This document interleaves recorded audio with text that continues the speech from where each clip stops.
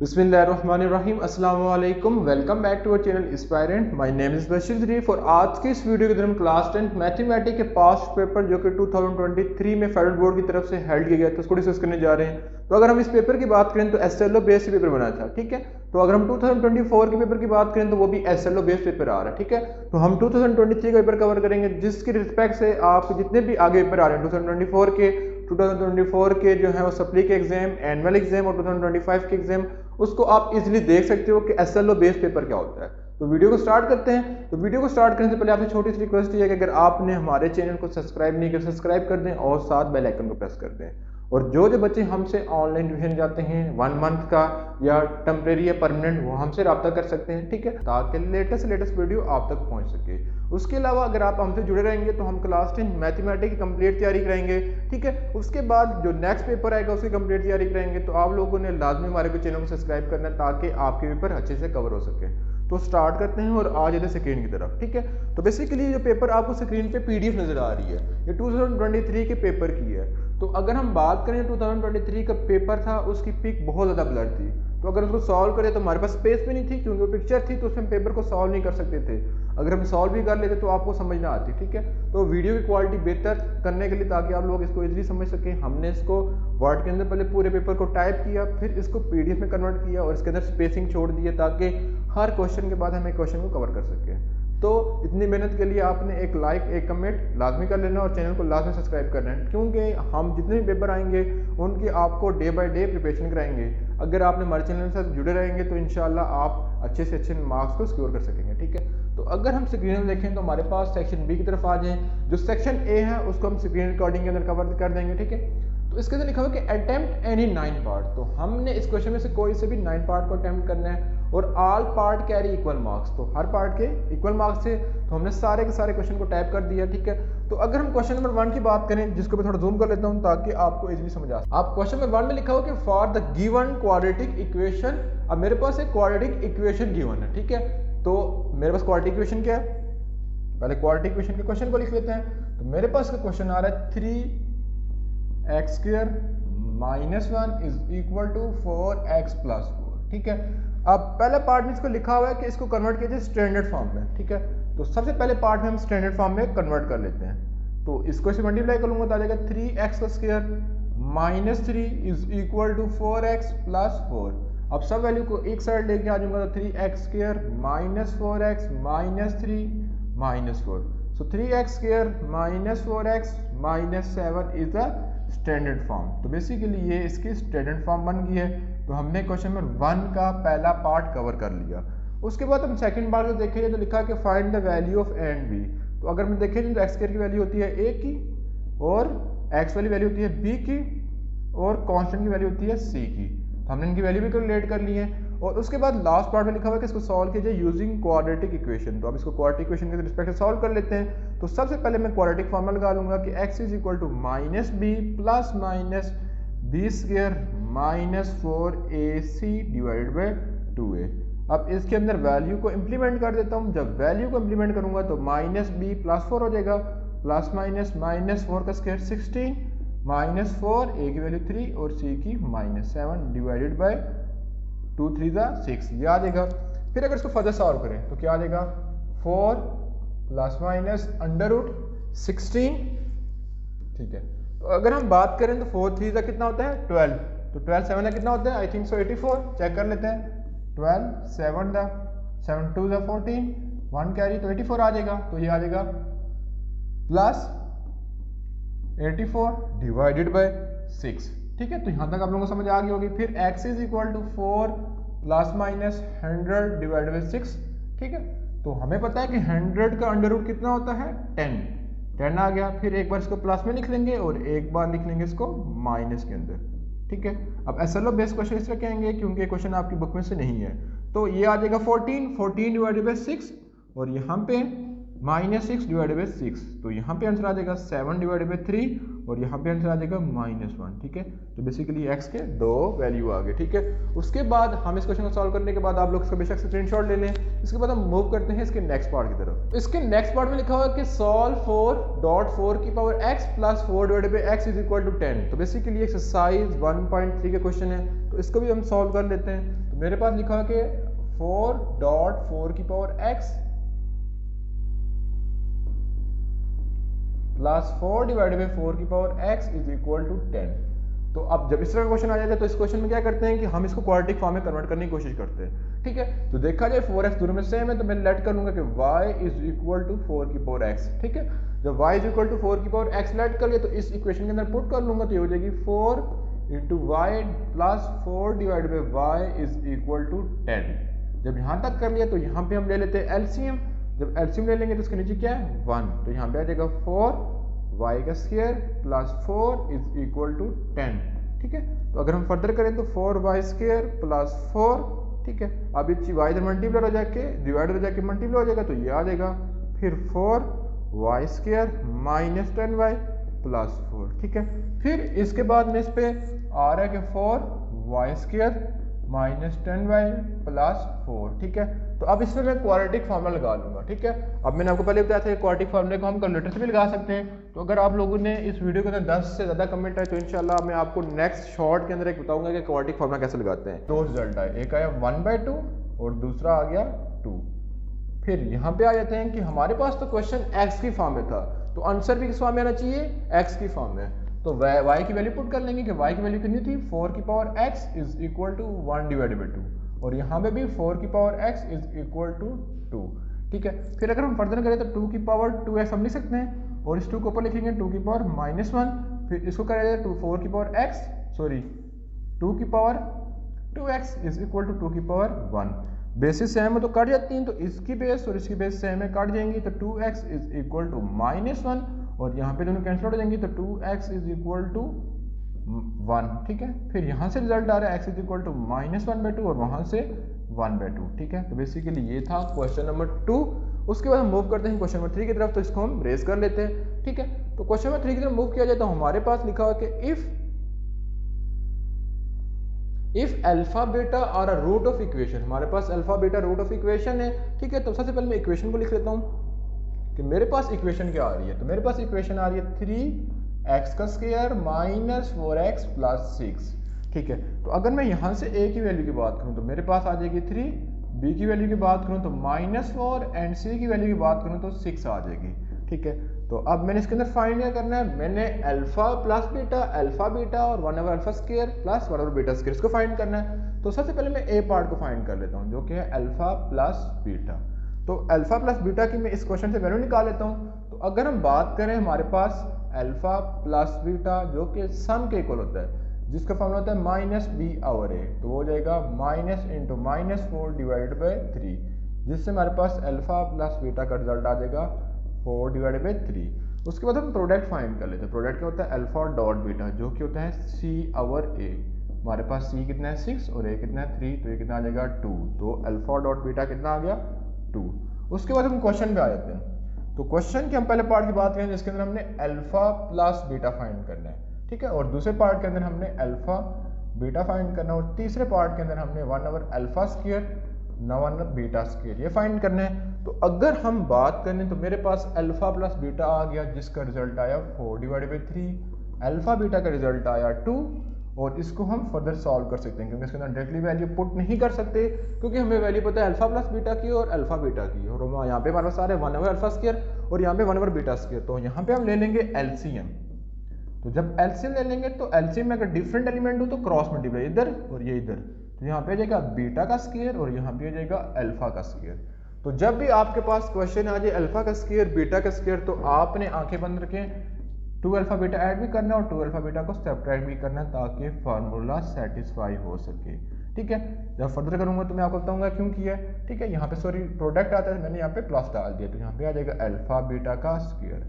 तो अगर हम बात करें हम इसके अंदर 2 अल्फा बीटा और ऐड और सब्ट्रैक्ट इस वजह से करते हैं क्योंकि हमारे पास इससे होल का फॉर्मूला बन जाता है। ठीक है, तो अगर हमारे पास देखा जाए तो अल्फा स्क्वायर बीटा स्क्वायर आ रहा है लेकिन यहाँ पे हमारे पास वैल्यू पता चल रही है अल्फा प्लस बीटा की। तो जब इसके अंदर में 2 अल्फा बीटा ऐड किया तो ये अल्फा प्लस बीटा का होल स्क्वायर का फॉर्मूला आ रहा है जिसमें इजीली हम अल्फा प्लस बीटा की वैल्यू को पुट कर सकते हैं। ठीक है, 2 alpha beta divided by alpha beta का स्क्वायर यहाँ तक कर लिया। अब इसके अंदर वैल्यू को पुट कर लेता हूँ। तो अगर बात कीजिए तो अल्फा प्लस बीटा कितना था 4 डिवाइडेड बाई 3 का स्क्वायर, और अल्फा बीटा कितना था 2, और अल्फा बीटा कितना हो जाएगा 2 का स्क्वायर 4, ठीक है। फिर अगर हम यहाँ पे फर्दर करें तो मेरे पास क्या आ जाएगा 16 divided by 9 minus 4 divided by 4, ठीक है। फिर इनका एलसीएम ले लेते हैं,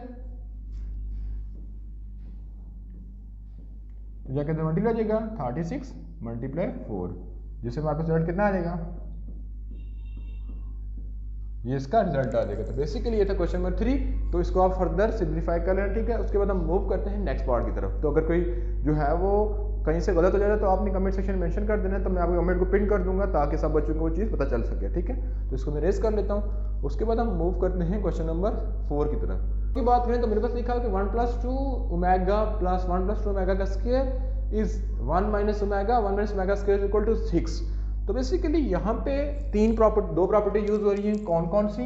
एक प्रॉपर्टी हमारे पास पड़ी थी कि 1 + omega square is equal to 0 and the second one is omega cube is equal to 1, ठीक है। तो देखते हैं कि कहाँ कहाँ क्वेश्चन के अंदर ये प्रॉपर्टी पुट होती है, ठीक है। तो अगर हम बात करें तो ये आ गया 1 + 2 ओमेगा, ठीक है, और यहाँ पे भी आ गया 1 + 2 ओमेगा का स्क्वायर, ठीक है। तो अगर यहाँ पे हम ये हमारे पास आ रहा था 1 + ओमेगा स्क्वायर इक्वल टू 0। अगर 1 के अलावा मैं सब वैल्यू को दूसरा ले लूँ तो -ओमेगा स्क्वायर आ जाएगा। मीन -ओमेगा स्क्वायर की जगह मैं क्या पुट कर सकता हूँ 1। तो यहाँ पे 1 पहले का लिखा हुआ था, ठीक है, और इस पूरे की जगह, ठीक है, इस पूरे की जगह मैं क्या पुट कर सकता हूँ 1, तो आ जाएगा 1 + 1, ठीक है। तो यहाँ तक आपको समझ आ गई होगी, ठीक है। फिर इसको फर्दर कर लेते हैं। जब फर्दर करेंगे तो मेरे पास क्या आ जाएगा कि ये 1 + 1 कितना हो जाएगा 2 को स्टार्ट में लिख लिया, इसको इससे मल्टीप्लाई कर लेंगे तो 1 + 2 ओमेगा स्क्वायर। फिर इसको इससे करेंगे तो 2 omega plus 4 omega cube is equal to 6 आ रहा है। फिर 2, फिर अगर देखा जाए तो 1 + 2 omega square plus 2 omega plus omega cube कितना हो जाएगा 1, तो ये 4 हो जाएगा इज इक्वल टू 6।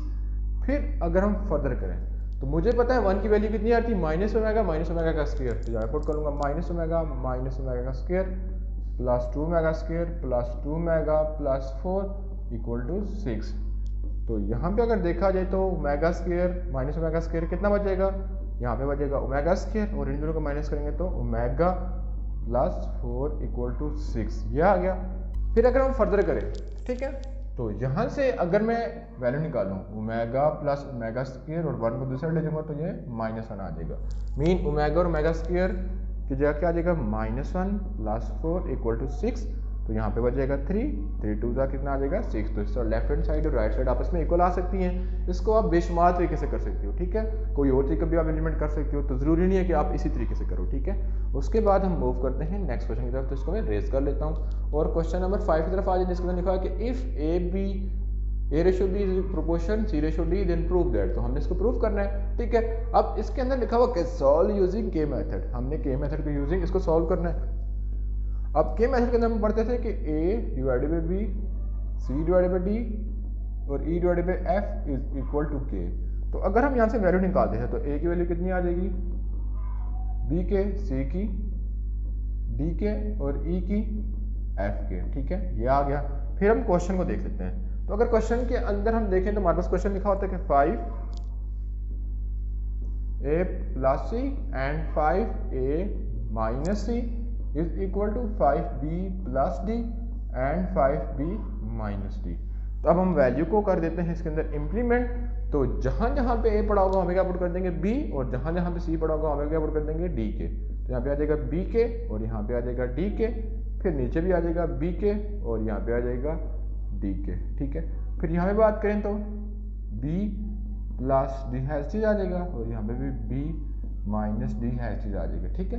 फिर अगर हम बात करें तो ऊपर से K कॉमन आ जाएगा, तो आ जाएगा 5B + D और नीचे से K कॉमन ले लेंगे तो 5B - D, ठीक है। तो K कट जाएगा तो लेफ्ट हैंड साइड और राइट हैंड साइड आपस में आ जाएंगी इक्वल। तो यही चीज़ हमने प्रूफ करनी थी, ठीक है। क्योंकि क्वेश्चन के अंदर लिखा होता है कि इसको चीज़ को प्रूफ करो बाय यूजिंग दिस, ठीक है। तो ये था बेसिकली क्वेश्चन नंबर 5। इसको रेज करने के बाद हम मूव करते हैं नेक्स्ट क्वेश्चन की तरफ, ठीक है। अब नेक्स्ट क्वेश्चन 3.5 में से लिया गया, जिसके अंदर लिखा हुआ है बेसिकली क्वेश्चन नंबर 6 की बात करें तो लिखा हुआ है the current I in a wire directly has electromotive force. अब पहली लाइन हमें बता रही है कि I is directly proportional to electromotive force and inversely to resistance. तो रेजिस्टेंस के इनवर्स रिलेशनशिप में है। And I is 32 ampere, is 128 electron volt और R is equal to 80 ohm, ठीक है। एंड व्हेन फाइंड आई, यहाँ पे आ जाते हैं आई, ठीक है। यहाँ पे when E is equal to 150 and R is equal to 180 ohm, ठीक है। ये क्वेश्चन आ गया हमारे पास। अब इसको सॉल्व कर लेते हैं, ठीक है। तो सबसे पहले मैं इसके अंदर से प्रोपोर्शनैलिटी के साइन को खत्म कर लूंगा, तो मेरे पास कांस्टेंट आ जाएगा, ठीक है। आप सबसे पहले किसी भी क्वेश्चन के अंदर हम कांस्टेंट की वैल्यू को फाइंड कर लेते हैं। तो कांस्टेंट की वैल्यू फाइंड करने के लिए मेरे पास पता है कि आई कितना है 32 एम्पियर, ठीक है। तो आई हो जाएगा 32 एम्पियर के ई कितना मेरे पास 128 वोल्ट और आर क्या 80। तो फाइंड से पहले हम क्या फाइंड कर लेते हैं, के की वैल्यू, ठीक है। अब मैं यहां से के की वैल्यू को फाइंड कर लूंगा, तो K is equal to 32 multiply 80 divided by 128। तो सारी की सारी वैल्यू को हम एक साथ मोबाइल पे कैलकुलेटर पुट कर लेते हैं। तो के की वैल्यू कितनी आ गई 32, ठीक है। यानी के मेरे पास कितना आ गया 32। जब के 32 आ गया तो मैं अगर इस इक्वेशन के अंदर पुट करूं तो मेरे पास क्या हो जाएगा, ठीक है। इस इक्वेशन के अंदर पुट करूंगा तो आई, ये मेन इक्वेशन जो मैं लिख रहा हूं वो मैं लिख रहा हूं रेड से, कि I is equal to 32 value of E divided by R, ठीक है। अब फाइंड वाली वैल्यू पुट कर लेंगे। तो अब मेरे पास जो इक्वेशन बन रही है वो क्या आ रही थी कि I is equal to 32 E into R, ठीक है। हमने कांस्टेंट निकाल लिया।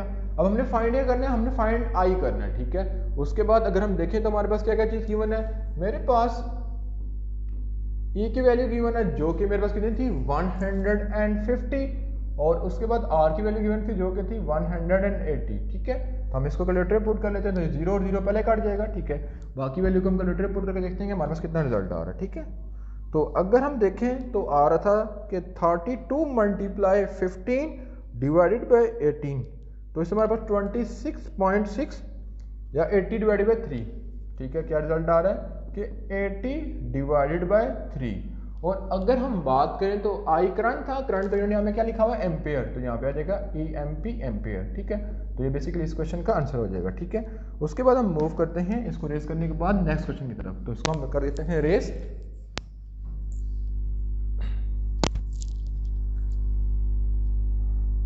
तो बेसिकली क्वेश्चन नंबर 6 का आंसर आ गया था, तो इसको रेस करने के बाद हम मूव करते हैं नेक्स्ट क्वेश्चन की तरफ। तो इसको हम रेस कर लेते हैं, तो आप इसका स्क्रीनशॉट बेशक ले लें, ठीक है। उसके बाद अगर हम नेक्स्ट क्वेश्चन की बात करें तो नेक्स्ट क्वेश्चन में लिखा है कि find the partial friction x square divided by x plus 1 x square plus 4। अब इसकी मैंने पार्शियल फ्रिक्शन करनी है।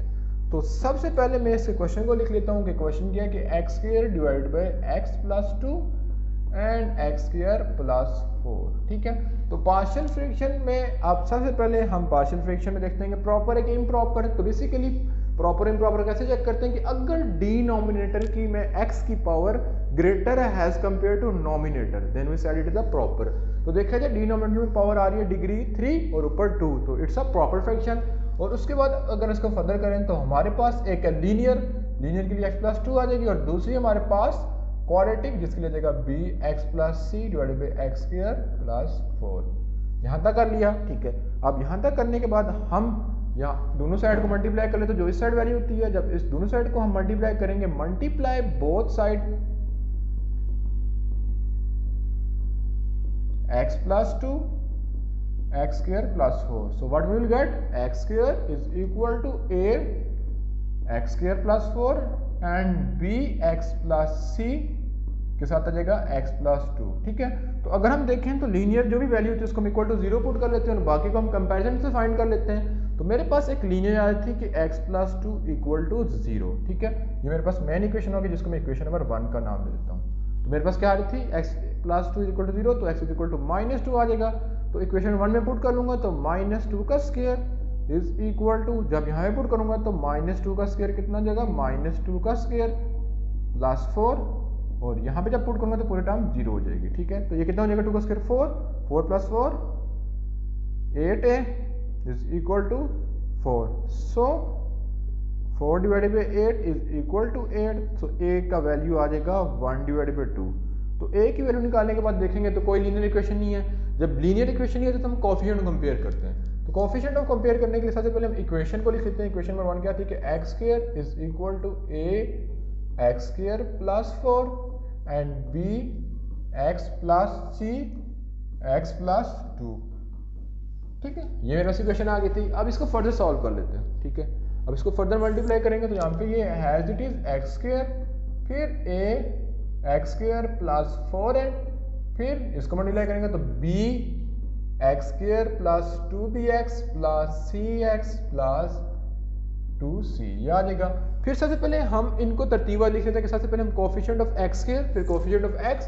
तो यहाँ पे अगर कोफिशिएंट ऑफ एक्स स्क्वायर को पहले लिखा जाए तो ए एक्स स्क्वायर और बी एक्स स्क्वायर आ जाएगा, और अगर हम कोफिशिएंट ऑफ एक्स लिखें तो 2bx और 2cx आ जाएगा, और लास्ट में कांस्टेंट 4a प्लस 2c आ जाएगा। ठीक है, फिर एक्स्ट्रा फर्दर कर लेते हैं कि अब देखा जाए तो इन दोनों में एक्स स्क्वायर कॉमन आ जाएगा तो a प्लस बी, और अगर इन दोनों में देखा जाए तो x कॉमन आ रहा है तो 2b प्लस 2c, और लास्ट में आ जाएगा ब्रैकेट के अंदर कांस्टेंट। ठीक है, अब जब इस फॉर्म में लिखे तो फिर हम कोफिशिएंट को कंपेयर कर लेते हैं। ठीक है, तो सबसे पहले हम कोफिशिएंट को कंपेयर कर लेते हैं। तो मेरे पास अगर मैं कोफिशिएंट ऑफ एक्स स्क्वायर को कंपेयर करूं तो मेरे पास क्या इस साइड पे 1 और इस साइड क्या आ रहा है a प्लस बी। ठीक है, उसके बाद अगर मैं कोफिशिएंट ऑफ एक्स को कंपेयर करूं, यहाँ पे लिख सकता हूँ कोफिशिएंट ऑफ एक्स, तो उसके लिए मेरे पास क्या आ जाएगा 2b plus 2c equal to, इस साइड कुछ नहीं है।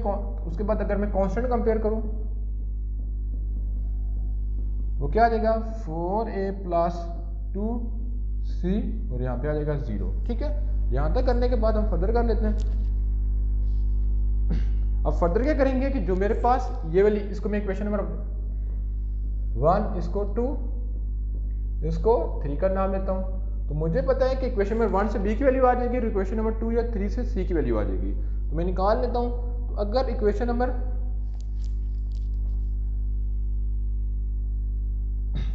तो यहां से अगर मैं वैल्यू निकालूं, ठीक है, तो मेरे पास a की वैल्यू कितनी थी 1 डिवाइडेड बाई 2, ये आ जाएगा।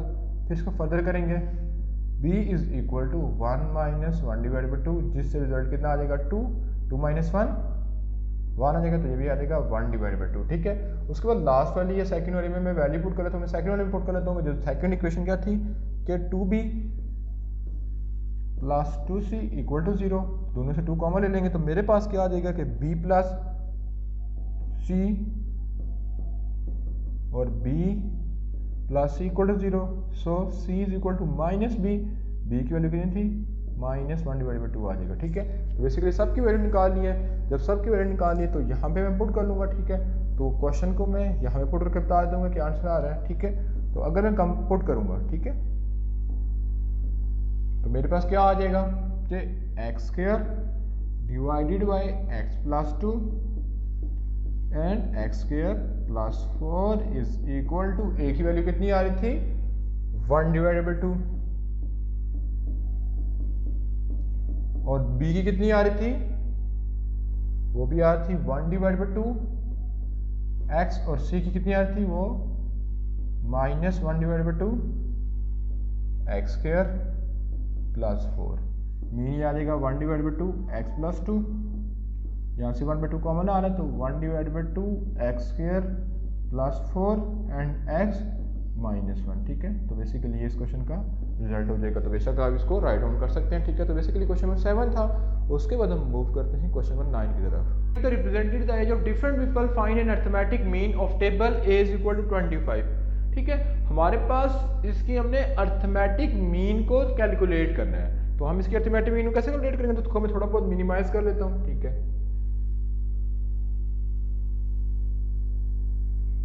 तो अब इसको कैलकुलेट कर लेता हूँ। तो अब यहाँ पे मेंशन नहीं है कि हमने डायरेक्ट मेथड लगाना है कि इनडायरेक्ट मेथड लगाना है, तो हम कोई सा भी मेथड लगा सकते हैं। तो अगर हम बात करें तो हमारे पास एज कितनी है टोटल, यहाँ पे मैं लिख लेता हूँ। ठीक है, अब यहाँ पे आ जाएगा एज इज,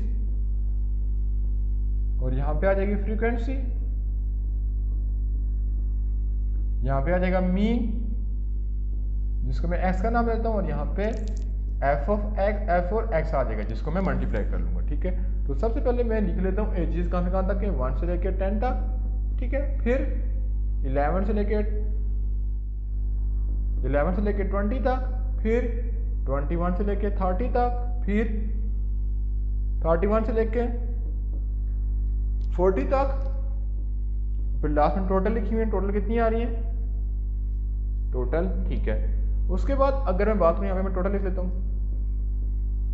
और अगर हम मैं बात करूँ फ्रीक्वेंसी 1 से लेकर 10 तक कितनी फ्रीक्वेंसी है 12, ठीक है। फिर ये कितनी आ जाएगी 8, ये कितनी है 13, ये कितनी है 17, ये कितनी है टोटल 50, ठीक है। ये आ गया जिसको मैं f समीशन ऑफ f बोलूँगा, ठीक है, जिसमें सम ऑफ ऑल वैल्यू कर दी, ठीक है। फिर x मीन निकाल लेता हूँ। तो अब मीन कैसे निकालेंगे कि 1 प्लस n डिवाइडेड बाई 2, जिससे मेरे पास रिजल्ट कितना आ जाएगा, तो ये आ जाएगा 5.5। फिर सेकंड क्या है कि 11 प्लस 20 डिवाइडेड बाई 2, जिससे मेरे पास 31 आ जाएगा। 31 डिवाइड बाई 2 करूँगा तो 15.5, ठीक है। फिर इसकी मीन निकाल लेता हूँ कि 21 प्लस 30 डिवाइडेड बाई 2, जिसका रिजल्ट आ जाएगा 51। 51 को डिवाइड करो तो बेसिकली कितना बनता है 25.5। फिर इसको कर लूँगा 31 प्लस 40 डिवाइड बाई 2, जिसको अगर डिवाइड करूँ तो कितना आ जाएगा 35.5, ठीक है। तो बेसिकली यहाँ तक मैंने कैलकुलेट कर लिया। अब यहाँ तक कैलकुलेट करने के बाद मैंने नेक्स्ट लिखा कि f और x को मैंने मल्टीप्लाई करने जा रहा हूँ।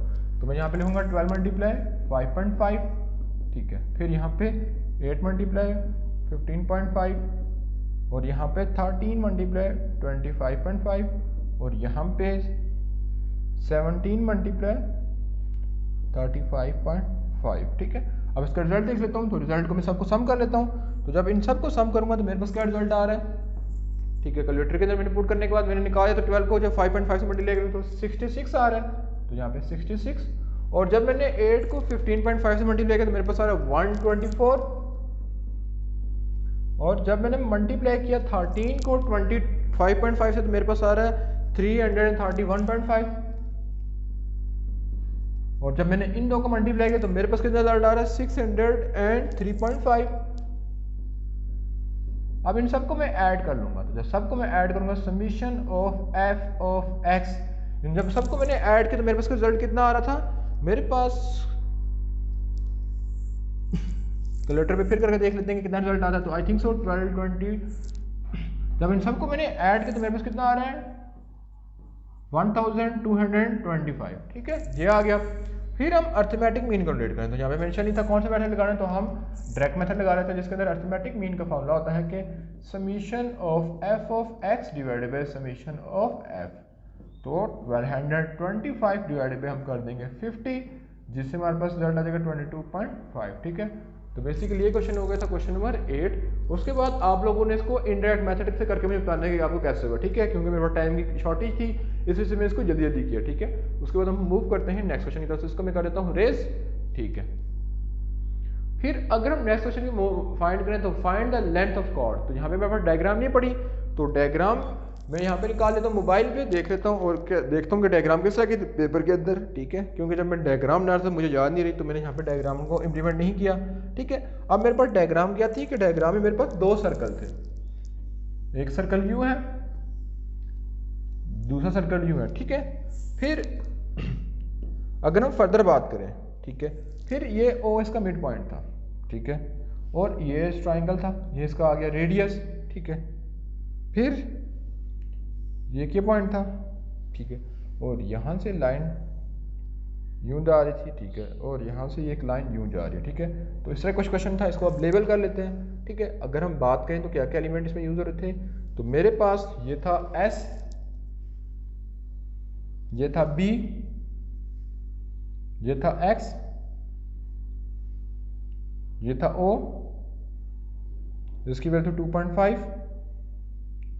ठीक है, ये था C, ये था K, और ये वैल्यू आ रही थी A, ठीक है। और अगर हम फर्दर बात करें तो मेरे पास ये वैल्यू की है, ठीक है। सॉरी ये S नहीं है, ये क्या मेरे पास 5, ठीक है। अब मैंने लेंथ ऑफ कॉर्ड फाइंड करना है।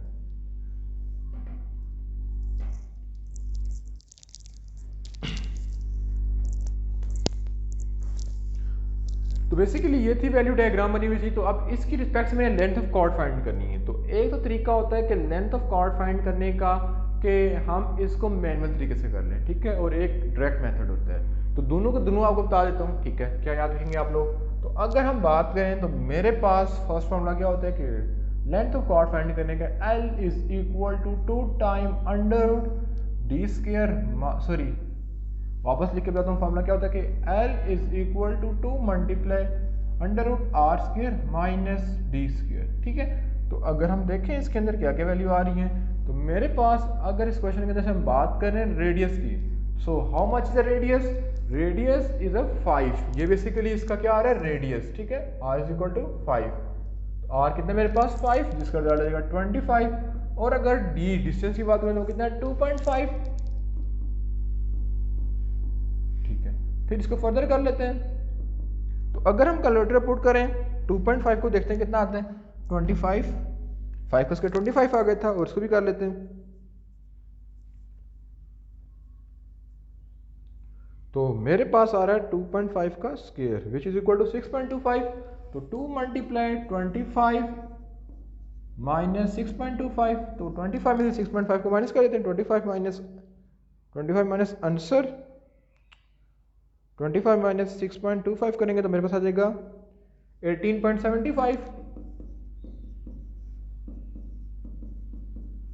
उसके बाद 18.75 को मैं ले लेता हूँ अंडर रूट, कैलकुलेटर पे करूंगा तो मेरे पास आ जाएगा 5 अंडर रूट 3, जिसको मैं प्रेस करूंगा तो मेरे पास का रिजल्ट आ जाएगा 8.66, ठीक है। अब मेरे पास अगर देखा है लेंथ का यूनिट मेंशन नहीं था, तो आप लोगों ने यहाँ पे मेंशन कर देना सेंटीमीटर, क्योंकि डायग्राम के अंदर भी कोई यूनिट मेंशन नहीं था। तो बेसिकली इस तरह हम इसकी लेंथ ऑफ कॉर्ड फाइंड करेंगे। दूसरा तरीका क्या है, दूसरा तरीका हम इसमें लगाते हैं पाइथागोरस थ्योरम, ठीक है, जो कि इजी तो है लेकिन थोड़ा बहुत लंबा है, ठीक है। अगर हम बात करें तो मेरे पास ये एक राइट एंगल ट्राइंगल बन रही है, ठीक है, तो मेरे पास एक राइट एंगल ट्राइंगल बन रही है जिसका नाम है OBC। उसके अंदर हमने लेंथ ऑफ कॉर्ड, अगर इसकी बात करें लेंथ ऑफ कॉर्ड के, तो इसके अंदर से ये A और B is a length of chord that we are going to find, ठीक है। तो मेरे पास पाइथागोरस थ्योरम लग रहा है, और यहाँ पे अगर x है तो यहाँ पे भी x हो जाएगा, और पूरी लाइन का बोला जाएगा ये कितनी है 2 टाइम ऑफ x। तो चीज़ समझ आ गई है। तो सबसे पहले हम x को फाइंड कर लेते हैं। तो मेरे पास कुछ इस तरह की डायग्राम बन रही है, ये मेरे पास 5 है, ये 2.5 है, और ये मेरे पास x है। तो जब हम पाइथागोरस थ्योरम को अप्लाई करेंगे, पाइथागोरस थ्योरम क्या कहता है कि hypotenuse square is equal to base का स्क्वायर प्लस परपेंडिकुलर स्क्वायर। तो बेस कितनी थी मेरे पास 2.5 का स्क्वायर, परपेंडिकुलर कितने है x का स्क्वायर, और हाइपोटेन्यूज 25 हो जाएगा। So 25 minus 6.25 is equal to x का square, so x is equal to under root 18, ये आ जाएगा। तो यहाँ तक 18.75 ये आ जाएगा। फिर मैंने कहा था कि जब हम लेंथ ऑफ कॉर्ड फाइंड करेंगे तो length of chord of AB, जो कि मैंने आपको दिया था कि 2 टाइम ऑफ x आ रहा है, तो 2 मल्टीप्लाई 18.75 का अंडर रूट करेंगे तो मेरे पास आ जाएगा 5 अंडर रूट 3, जिसको अगर हम कन्वर्ट करें तो 8.66 सेंटीमीटर आ जाएगी, ठीक है। तो आप इन दोनों तरीके से कोई भी तरीका अप्लाई कर सकते हो, दोनों तरीके इजी हैं, ठीक है। इसको हम रेस कर देते हैं और मूव करते हैं हम नेक्स्ट क्वेश्चन की तरफ। तो नेक्स्ट क्वेश्चन की बात करें तो चैप्टर नंबर 6 में से लिया गया है कि x is equal to 1 2 3 4 find x into x, ठीक है, बड़ा इजी क्वेश्चन है, x इंटू एक्स फाइंड करना है, ठीक है। मेरे पास ए पार्ट को पहले कर लेते हैं, तो x की वैल्यू कितनी है 1 2 3 4, ठीक है। अब x इंटू एक्स फाइंड करें तो 4 सेट x से हो जाएंगे, 4 x के, तो 4 4 16, तो टोटल कितने बनते हैं 16। तो मैंने x इंटू x को फाइंड करना है, तो मेरे पास x है 1 2 3 4 मल्टीप्लाई विथ 1 2 3 4, ठीक है। अब इसको सेट बना लेते हैं। तो सबसे पहले जब आपने सेट बना लें तो आप लोगों ने पहले 1 के रिस्पेक्ट सारे सेट बना लेने, अब 1 की रिस्पेक्ट सबके साथ सेट बना लेते हैं सबके साथ, ठीक है। तो आ जाएगा 1 इंटू 1, फिर 1 इंटू 2, फिर 1 इंटू 3, फिर 1 इंटू 4, फिर 2 की रिस्पेक्ट से 2 इंटू 1, फिर 2 इंटू 2, फिर 2 इंटू 3, ठीक है, फिर 2 इंटू 4, फिर 3 इंटू 1, फिर 3 इंटू 2, फिर 3 इंटू 3, फिर 3 इंटू 4, फिर 4 इंटू 1, फिर 4 इंटू 2, फिर 4 इंटू 3, फिर 4 इंटू 4, ठीक है। तो ये सारे के सारे सेट मैंने बना लिए, ठीक है। तो बेसिकली इसका पहले पार्ट को मैंने कर दिया सॉल्व। ये हो गया इसका पहला पार्ट। उसके बाद हम मूव करें सेकंड पार्ट। सेकंड पार्ट की तरफ लिखा हुआ कि x plus y greater than 5, ठीक है। मीन x और y को ऐड करें तो उनका रिजल्ट या तो 5 के इक्वल है या 5 से बड़ा है, ठीक है। तो हम इसको देख लेते हैं। अगर मैं 1 over 1 को ऐड करूँगा 2 रिजल्ट बनता है तो ये तो इन्वॉल्व नहीं है, ठीक है। 5 और 5 से बड़े वाले एलिमेंट इंक्लूड होंगे तो ये भी नहीं बनता, इसका रिजल्ट 3 आ रहा है, ये भी इंक्लूड नहीं होता। अब देखा जाए तो ये हो रहा है इन्वॉल्व, तो इसको मैं कर दूंगा टिक, ठीक है। फिर अगर हम फर्दर मूव करें तो ये भी नहीं बनता, ठीक है, ये भी नहीं बन रहा, और ये वापस आ जाएगा 5 बन रहा है तो इसको हम कर देंगे टिक। फिर इस पे आ जाएंगे तो ये भी बन रहा है तो इसको हम कर देंगे टिक। फिर ये नहीं बन रहा वापस, फिर इसको देखा है तो ये वापस बन रहा है तो इसको हम टिक कर देंगे। फिर ये भी बन रहा है, इसको टिक कर देंगे, ये भी बन रहा है, टिक कर देंगे, ये भी बन रहा है, ये भी बन रहा है, ये भी बन रहा है और ये भी बन रहा है, ठीक है। तो अगर हम सोल्यूशन चार्ट में लिखें तो क्या क्या एलिमेंट बन रहे हैं जिनको हम ऐड करें तो रिजल्ट 5 से ग्रेटर आ रहा है। तो एक आ रहा है मेरे पास 1 और 4 जिनका रिजल्ट या तो 5 के इक्वल आ रहा है या 5 से बड़ा आ रहा है। दूसरा क्या है 2 और 4, 3 और 2, 3 और 3, 3 into 4, 4 into 1, 4 into 2, 4 into 3 and 4 into 4, ठीक है। यहाँ तक आपको समझ आ गया। फिर हम इसको फर्दर कर लेते हैं। अब फर्दर हम कैसे करेंगे, ये हमने किया पार्ट नंबर बी, ठीक है। उसके बाद हमने सी भी फाइंड करना है। सी के अंदर हमने डोमेन फाइंड करनी है। तो जो ऊपर क्वेश्चन था domain and range of R, इस फंक्शन की डोमेन एंड रेंज फाइंड करनी है, ठीक है। तो सबसे पहले मैं डोमेन फाइंड कर लेता हूँ। तो जितने भी एक्स के एलिमेंट होते हैं, यहाँ पे मेरे पास दो सेट होते हैं, पहली वैल्यू को ए बोला जाता है, दूसरी वैल्यू को बी, या पहली वैल्यू को एक्स बोला जाता है, दूसरी वैल्यू को वाई। जितने भी एक्स की वैल्यू उनको बोला जाएगा डोमेन, ठीक है। तो मैं लिखूंगा कि domain of R is equal to, देखा जाए अब डोमेन ऑफ आर क्या क्या बन रहे हैं। तो डोमेन ऑफ आर में आ रहा है मेरे पास, अगर इस सेट की बात कीजिए 1 भी आ रहा है, ठीक है। फिर 1 भी आ रहा है, ठीक है। फिर 2 भी आ रहा है, फिर 3 भी आ रहा है, 4 भी आ रहा है, तो इसकी डोमेन होगी। फिर इसकी रेंज लिख देते हैं कि रेंज के अंदर कौन कौन से एलिमेंट आ रहे हैं। तो रेंज के अंदर रेंज ऑफ आर के अंदर वाई के एलिमेंट, अब y के एलिमेंट में देखा है तो 1 आ रहा है कि नहीं, तो 1 आ रहा है, ठीक है। तरतीब वाइज लिखते हैं। फिर देखेंगे 2 आ रहा है कि नहीं, 2 भी आ रहा है, 3 भी आ रहा है और 4 भी आ रहा है, ठीक है। तो बेसिकली ये इसकी डोमेन भी होगी और रेंज भी होगी, और इस तरह इस क्वेश्चन का पूरा सोल्यूशन हो गया। और ये क्वेश्चन नंबर 10 था। इसको रेज करने के बाद हम मूव करेंगे इसके नेक्स्ट पार्ट की तरफ, तो इसको आप लोग सॉल्व कर सकते हैं, ठीक है। तो उसके बाद हम मूव करें रेज करने के बाद नेक्स्ट पार्ट की तरफ। तो नेक्स्ट पार्ट में लिखा कि prove that tan theta plus cot theta is equal to tan theta plus second square theta. अब इसको कैसे सॉल्व करेंगे, तो हम क्वेश्चन के अंदर वैल्यू पुट करें tan, जहाँ पे तो tan क्या होता है sin theta over cos theta, plus cot theta क्या होता है cos theta over sin theta, क्योंकि cot थीटा tan थीटा का उलट होता है, और यहाँ पे आ जाएगा sin theta over cos theta. तो अगर हम इन दोनों को एलसीएम ले लें तो एलसीएम क्या आ जाएगा, sin theta cos theta cross multiply कर लेंगे तो sin square theta plus cos square theta और sin theta and cos theta. तो हमने ट्रिग्नोमेट्री की एक आइडेंटिटी पढ़ी थी जो कि मैं बोलती थी कि sin square theta plus cos square theta is equal to 1। तो जहाँ पे sin square theta plus cos square theta आ जाता है वहाँ पे हम पुट कर देंगे 1, बाकी वैल्यू हम लिख लेंगे एज इट इज, ठीक है। जब एज इट इज लिख ली तो sin थीटा cos थीटा, तो ये दोनों काट जाएंगे तो 1 divided by cos square theta बन जाएगा। तो 1 divided by cos square theta किसको होता है सेकंड स्क्वायर थीटा के इक्वल आ जाएगा। तो इस तरह हमारे पास लेफ्ट हैंड साइड को राइट हैंड साइड के इक्वल प्रूफ कर दिया, और ये क्वेश्चन नंबर 11 हो गया था। 12 की बात करें तो in measurement angle in triangle ABC calculate measurement angle BC when measurement angle AB is equal to 8 centimetre. तो अगर हम कंस्ट्रक्शन के रिस्पेक्ट से इसके डायग्राम ड्रा करें तो मेरे पास एक 8 सेंटीमीटर की लाइन ड्रॉ है, ठीक है। तो ये मेरे पास आ गई एक लाइन सेगमेंट जो कि थी 8 सेंटीमीटर की, ठीक है। उसके बाद अगर बात की जाए and A C and measurement angle A is 60 degree, तो मेजरमेंट एंगल ए पे 60 डिग्री का एंगल ड्रॉ हो रहा है, तो यहाँ पे कोई 60 डिग्री बन रहा होता है, तो यहाँ से मैं इसको मैच कर लेता हूँ, ठीक है। ये इसको इससे मिला दिया। अब जो मेजरमेंट एंगल ए ड्रॉ करे तो 60 डिग्री का मैंने एंगल ड्रॉ कर दिया, ठीक है। ये 60 डिग्री आ गया। फिर अगर हम बात करें तो इस पॉइंट को मैं नाम देता हूँ ए का, इस पॉइंट को नाम देता हूँ सी का, और ये जो इसका डिस्टेंस है वो कितना है 6 सेंटीमीटर। तो ए सी की जो लाइन सेगमेंट है वो 6 सेंटीमीटर है, और ये पॉइंट है मेरे पास बी, और इसको मैं से कर लेता हूँ मैच। ठीक है, ये चीज़ आपको समझ आ गई है। जब इसको इसके साथ मैच कर लूँगा तो मेरे पास हमने फाइंड करना था BC, मीन इस चीज़ को मैंने फाइंड करना है, ये चीज़ मेरे पास अननोन है। ठीक है, अगर हम फर्दर करें तो A के जो ऑपोजिट में लिखा हुआ साइड क्या होगी, A। C की जो ऑपोजिट साइड है वो क्या है, C। ठीक है, C। ठीक है, पूरी की पूरी साइड किसके इक्वल है, C। और जो B की ऑपोजिट है वो क्या है, पूरी की पूरी साइड B की इक्वल है। ठीक है, तो यहाँ तक आपको समझ आ गई है। फिर हम इस पे लगाएंगे पाइथागोरस थ्योरम। पाइथागोरस थ्योरम लगाने के लिए हम यहाँ पे कंस्ट्रक्शन ड्रॉ कर लेते हैं। तो यहाँ पे पॉइंट आ जाएगा D। ठीक है, जो A से लेकर D तक डिस्टेंस उसको मैं बोल दूंगा X।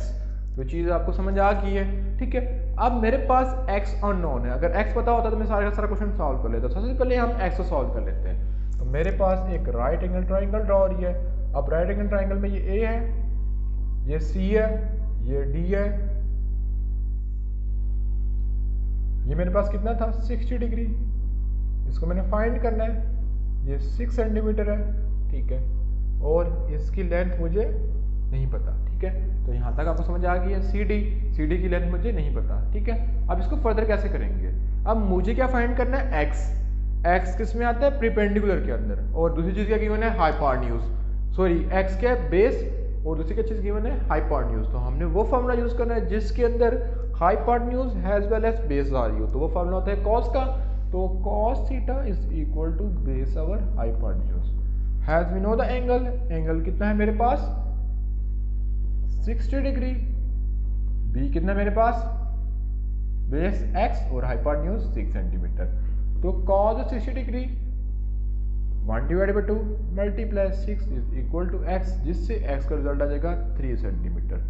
X मेरे पास कितना आ गया, 3 सेंटीमीटर। ठीक है, जब X की वैल्यू फाइंड होगी तो मेरे पास फॉर्मूला यूज होगा। अब फॉर्मूला कौन सा यूज होगा, जो आपके सामने ऊपर लिखा हुआ भी है, क्या कि A² is equal to B² plus C²। अब मैं आपको एक सवाल पूछता हूँ। तो आपने जो चैप्टर नंबर 10 है, ठीक है, सॉरी चैप्टर नंबर 8 है, चैप्टर नंबर 8 में 3 फॉर्मूले थे, Apollonius, right angle, sorry Apollonius, acute और एब्ट्यूज। तो आपने बताना है कि ट्राइंगल कौन सी है। ठीक है, A² plus B² plus C² minus 2CX, जिसके प्रूफ में आप ये चीज़ प्रूफ भी करते हो। तो उसका आपने राइट आंसर कमेंट सेक्शन में मुझे बताना है। ठीक है, उसके बाद अगर हम पुट करें, ठीक है, अब A² को तो मैंने फाइंड करना है। तो A² आ जाएगा एज इट इज, जो कि A² की वैल्यू कितनी थी, मेजरमेंट एंगल BC। ठीक है, और अगर हम B² की बात करें तो B² मेरे पास क्या आ जाएगा, B का स्क्वायर, ये जो कि आता है मेजरमेंट एंगल AC का स्क्वायर।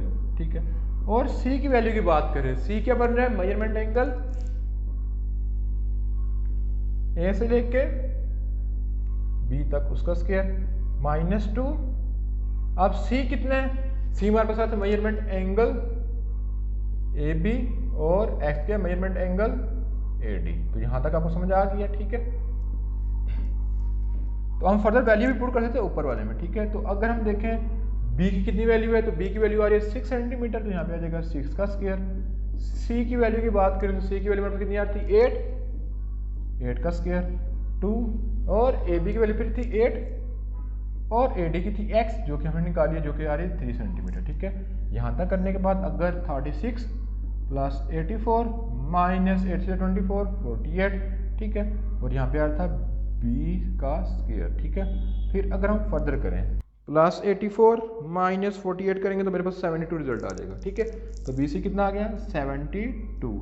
ठीक है, अब इसके ऊपर स्क्वायर था, स्क्वायर खत्म करने के लिए हम अंडर ले लेंगे। तो BC इज इक्वल टू √72। तो √72 लूंगा तो कितना हो जाएगा,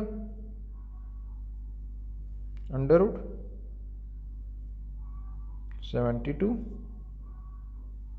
दूसरे कैलकुलेटर पे चेक कर लेते हैं, जैसे पॉइंट में आंसर दे रहा है। ठीक है, तो हमने लेना था √72, जो कि आ रहा है 6√2 सेंटीमीटर। तो BC की वैल्यू को हमने कैलकुलेट कर लिया। ठीक है, तो बेसिकली ये क्वेश्चन था, क्वेश्चन नंबर 12, जो कि आज की इस वीडियो में सॉल्व किया। तो उसके बाद हम मूव करने की कोशिश करते हैं इसके नेक्स्ट पार्ट की तरफ। ठीक है, तो जो नेक्स्ट क्वेश्चन है, ठीक है, ये 1-2 क्वेश्चन ये आप लोगों ने खुद जो है सॉल्व कर ले रहे हैं। तो इंशाल्लाह नेक्स्ट क्वेश्चन के अंदर हम जो है सेक्शन C को सॉल्व करेंगे। तो आई होप सो कि आज की वीडियो को पसंद आई होगी। अगर आपका कोई भी क्वेश्चन है तो आप कमेंट सेक्शन में पूछ सकते हैं। ठीक है।